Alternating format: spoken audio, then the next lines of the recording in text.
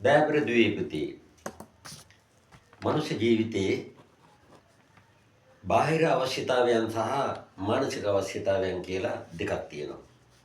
බාහිර අවශ්‍යතාවයන් සඳහා වූ ප්‍රකාශනවල අපට චූබරයි කියන ප්‍රකාශනය අවංකෙන්ම ඉගෙනගත යුතුම බස්වහරක්.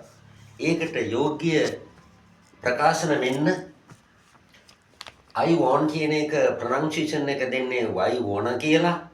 මොකද නේටිව් ස්පීකර් කෙනෙක් වශයෙන් කතා කරොත් ඔබට ලකුණු වැඩියෙන් හම්බ වෙයි. I wanna urinate. මට මුත්‍රා කරන්න අවශ්‍යයි. I wanna urinate. I wanna pee. එහෙම කියන්න පුළුවන්. I have to leak. එහෙම කියන්න පුළුවන්. ඊටත් වඩා යෝග්‍යයි, ඊටත් වඩා අලංකාරයි ඕනෙම සභාවකදී, ඕනෙම මීටින් එකේදී, ක්ලාස් එකකදී ගුරුතුමන් අමතා sir I wanna call of nature. Sir මට ස්වභාව ධර්මයත් එක්ක සම්බන්ධ වෙන්න ඕනි. අන්න එහෙම එතකොටයි තමාගේ ගෞරව රැකෙන්නේ. That is the manners.